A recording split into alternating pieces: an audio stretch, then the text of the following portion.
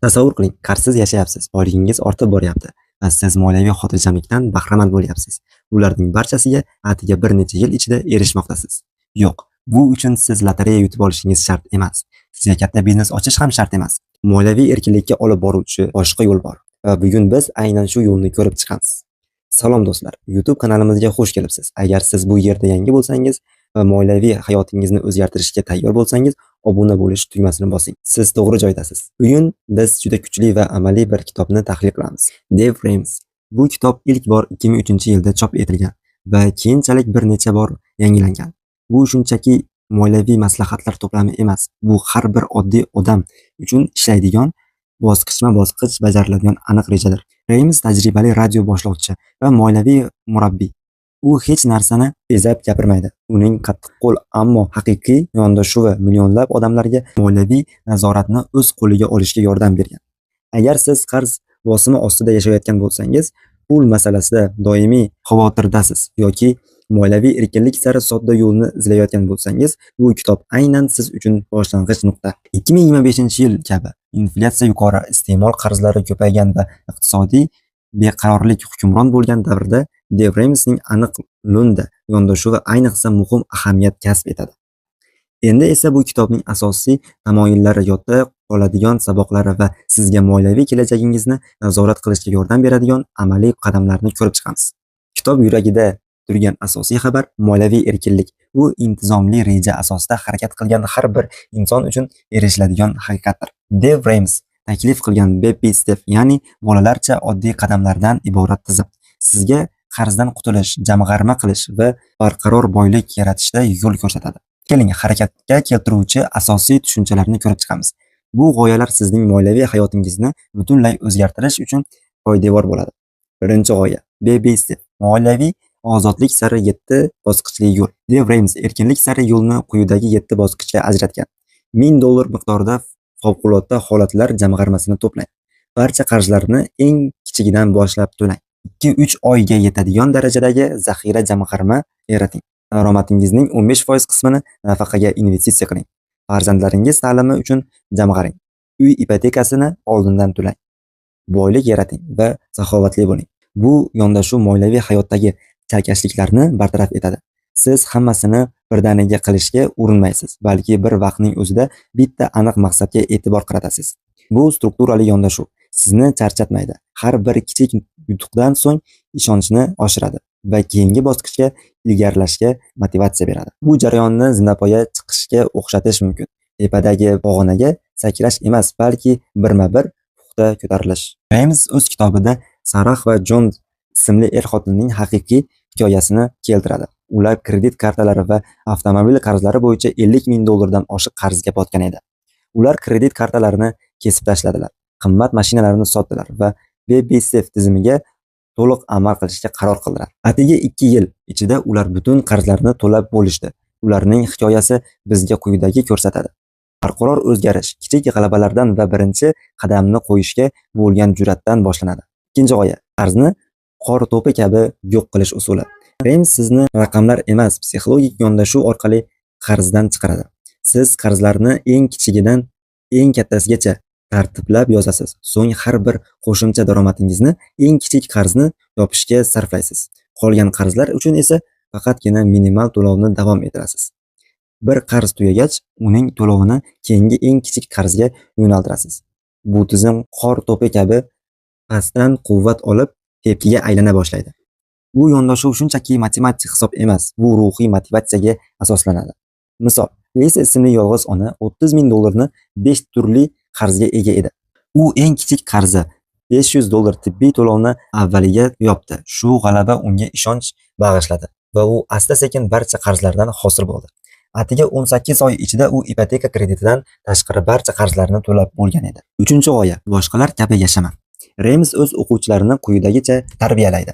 Boshqalar kabi yashama, toki kelajakda boshqalar kabi yasha va ehson qil. Bu tizim sizni hozir tejamkor yashashga, ortiqcha xarajatlarni qisqartirishga, qarzdan qochishga va maqsadli ravishda jamg'arma qilishga undaydi. Asosiy g'oya kechiktirilgan rohat, ya'ni qisqa muddatli qulaylikdan voz kechib, uzoq muddatli moliyaviy erkinlik sari qadam tashlashdir. Bugungi tezkor zavq va ko'z-ko'zlikka asoslangan jamiyatda bu fikr yangicha va kuchli yangraydi. Bu fikr sizni vaqtinchalik lazzat emas, balki uzoq davom etadigan ta'sir sari yo'naltiradi. Masalan, Mek ismli fidokor o'qituvchi o'z hayot tarzini o'zgartirdi. U esa avtomobilda yurdi, ta'tillardan voz kechdi va o'z daromadidan kamroq xarajat qilib yashadi. Barchasi ipoteka kreditini erta to'lash uchun. Natijada 40 yoshida u to'liq qarzdan qutulgan, ishonch bilan investitsiya qilayotgan va saxovat bilan xayriya qilayotgan inson edi. Hatto o'z cherkoviga minglab dollar ehson qilgan. Mekning hikoyasi bizga shuni ko'rsatadi. Bugungi ongli qurbonlik ertangi boy va maqsadli hayotni quradi. Endi esa kitobdagi eng muhim saboqlar va ulardan qanday foydalanishingiz mumkinligini ko'rib chiqamiz. Birinchi dars. Qarz bu vosita emas, bu tuzoq. Ramesning eng qarama-qarshi chiqadigan fikrlardan biri qarz bu foydali vosita emas, balki moliyaviy tuzoqdir. U keng tarqalgan qarzsiz ilgarilab bo'lmaydi. Uy olish uchun qarz kerak, kredit balini oshirish kerak degan fikrlarni rad etadi. Rames sizni budjet asosida yashashga, naqd yoki debit kartasi bilan to'lov qilishga undaydi. Shunda siz qarz olish jarayonidan butunlay voz kechishingiz mumkin bo'ladi. U aytadi, agar siz naqd to'lov qilsangiz, ayniqsa yirik xaridlar uchun, masalan, mashina, siz ustunlikka ega bo'lasiz. Chunki sotuvchi naqd pulni hoziroq oladi. Bunga hech qanday bank kredit foiz aralashmaydi. Bu nafaqat foizdan qochish, balki moliyaviy nazoratni qayta qo'lga olish demakdir. Ikkinchi dars. Favqulodda jamg'arma muqaddas narsa. Qarzlarni yo'qotishdan oldin sizda xavfsizlik yostiqchasi bo'lishi shart. Bu birinchi qadam, ya'ni $1000 miqdorida favqulodda holatlar jamg'armasi. Hayotda kutilmagan holatlar bo'ladi. Mashina buziladi, tibbiy xizmat kerak bo'ladi yoki maishiy texnika ishdan chiqadi. Agar bu holatlarda zaxira bo'lmasa, siz yana qarzga tushib qolasiz. Bu jamg'arma birinchi moliyaviy qalqoningizdir. Buning uchun ortiqcha xarajatlarni qisqartirish, tashqarida ovqatlanishni kamaytiring, keraksiz obunalarni bekor qiling, impuls xaridlarni nazoratga oling. Rames alohida jamg'arma hisob ochishni va bu mablag'ni 3-6 oy ichida yig'ishni tavsiya qiladi. Nega aynan $1000? Chunki ko'p hollarda kutilmagan holatlarning narxi shu atrofda bo'ladi. Bugungi kunda bu ko'proq bo'lishi mumkin albatta. Bu kichik jamg'arma hamma narsani hal qilmasligi mumkin, ammo hayotingizni zarbalarni moliyaviy yo'ldan tiklashtirishga yordam beradi. Uchinchi dars. Budjet cheklov emas, erkinlik. Rames budjet tuzish haqidagi an'anaviy tushunchani butunlay o'zgartirdi. Uning fikricha, budjet bu yo'q degani emas, balki ha degani. Ya'ni siz haqiqatan sizga muhim bo'lgan narsalarga ha deya olasiz. U nolga asoslangan budjet tizimini o'rgatadi. Daromad, xarajat va nol. Bu degani har bir dollar o'z vazifasini oldindan biladi. Xoh bu to'lovlar bo'lsin, xoh jamg'arma, xoh investitsiya yoki xoh erkin sarflash uchun bo'lsin. Har bir so'm hisobli. Siz Excel jadvalidan yoki moliyaviy ilovalardan foydalansangiz bo'ladi. Har hafta budjetingizni qayta ko'rib chiqing va maqsadlaringizga moslashtiring. Budjet bu cheklov emas, bu reja. Siz pullaringizga buyruq berasiz. Pullaringiz sizga emas. Ma'naviy tinchlik, nazorat va hayotiy maqsad sari harakat shu yerdan boshlanadi. Qarzlardan qutulib favqulodda jamg'arma yaratganingizdan so'ng endi navbat asta-sekin va boylik orttirishga keladi. Dev Rames uzoq muddatli istiqbol uchun daromadingizni 15% ni investitsiya yo'naltirishni tavsiya qiladi.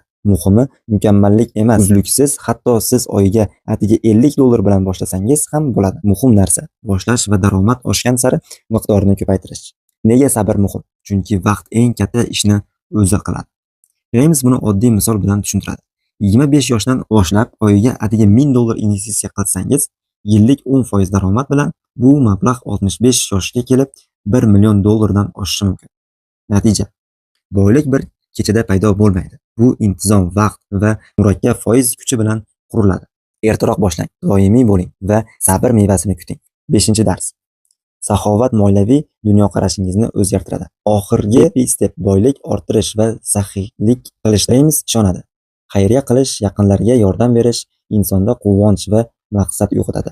Hatto qarzingiz bo'lganda ham daromadingizni 1-2% ni xayriya qilishni maqsad qiling. Boylik oshgan sari bu foizni oshiring. Saxovatni erta boshlash, hattoki sizda kam mablag' bo'lsa ham, miyangizni pulni yaxshilik vositasi sifatida qabul qilishga o'rgatadi.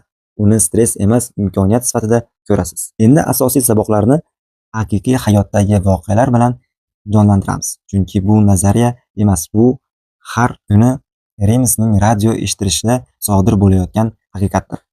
Amerikada qarzlardan qutulganlar hayqirig'i nomli an'ana bor. Bir juftlikning hikoyasi yurakni larzaga soladi. Ular $100,000 dan oshiq qarz, talablar krediti, hatto uy ipotekasi bilan kurashganlar. Ular qo'shimcha ishlar qilishdi, harakatlarini keskin qisqartirishdi va katta qurbonliklar qilishdi. Nihoyat ular qarz erkinligiga erishganlarida jonli efirda quvonchdan qichqirishdi. Bu qat'iyat va intizom rostdan ham foyda keltirishini isbotlovchi voqea edi. Yana bir kuchli hikoya. Yosh mutaxassis tashqi ko'rinishda muvaffaqiyatli ko'rinish uchun chiroyli mashina ijaraga olgan. Ammo tez orada u katta to'lovlar ostida qolib ketganini anglab yetdi. U mashinani sotdi. Eskiroq, arzonroq mashinani naqd pulga oldi va ozod bo'lgan pulni jamg'armaga yo'naltirdi. Bu voqea shuni eslatadi. Obro' ortidan quvish moliyaviy falokatga olib keladi. Erkinlik esa har doim bunga arziydi. Bu hikoyalar bitta haqiqatni ko'rsatadi. Qancha chuqur bo'lmasin, moliyaviy chuqurlik diqqat va fidokorlik bilan undan chiqish mumkin. Har kim buni uddalay oladi. Tanqidchilarsiz emas. Ba'zilar aytishicha, Remsning uslubi haddan tashqari qat'iy. Misol uchun, matematik jihatdan eng foydali qarz, ya'ni yuqori foiz qarzni emas, balki eng kichik qarzni avval to'lash tavsiya qilinadi. Bu har doim ham iqtisodiy jihatdan eng foydali strategiya emas. Shuningdek, u har qanday qarzga qat'iy qarshi, hatto uy ipotekasi yoki kredit balanini oshirish vositalariga ham.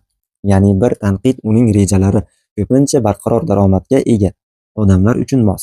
Biroq bu hayot tarzini har doim ham vaqtincha ishchilarga yoki moliyaviy noaniqlikda yashayotganlar bajara olmaydi. Masalan, Robert Kiyosakining Boy ota kambag'al ota kitobi aktivlar, passiv daromad va tadbirkorlikni urg'ulasa, Dev Remsning usuli yanada tizimli, aniq va qat'iy. Rems ko'proq budjet tuzish, qarzni yo'qotish va moliyaviy intizomga urg'u beradi. Kiyosaki esa aktivlar qurish, sarmoya qilish va biznesni targ'ib qiladi. Xulosa, shunga qaramay ko'p odamlar uchun, ayniqsa qarzdan charchagan va aniq yo'riq izlayotganlar uchun Remsning yo'li natija beradi. Har qanday moliyaviy falsafada bo'lgan kabi bu yerdan ham kalit siz uchun mos keladigan jihatlarni olib, ularni o'z maqsadlaringiz va hayotingizga moslashtirishdir. Bu oddiy odamlar uchun aniq motivatsion moliyaviy yo'l xaritasi. Intizom, ongli tanlov va bahonalarsiz yondashuv orqali moliyaviy barqarorlik, maqsadli hayot va saxiylik sari yo'l ochiladi. Agar siz hozir moliyaviy yo'lingizni yangi bosqichdan boshlamoqchi bo'lsangiz yoki qayta yo'lga tushmoqchi bo'lsangiz, bu kitob asosi intizom. Dev Rems murakkablikni yo'qotadi va odamlarga moliyaviy nazoratni qo'lga olish, qarzlardan qutulish va barqarorlik, maqsad va saxovatga asoslangan hayot qurish imkonini beruvchi aniq bosqichma-bosqich rejani taqdim etadi.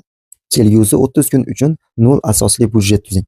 Har bir so'mni kuzatib boring va moliyaviy nazoratni qo'lga olganingizda qanday his qilishni o'zingiz baholang. Siz qaysi moliyaviy odatni boshlamoqchisiz? Izohlarda yozib qoldiring. Bu men uchun juda ham qiziq. Agar sizga ushbu video yoqqan bo'lsa, like tugmasini bosing. Kanalga obuna bo'lishni unutmang.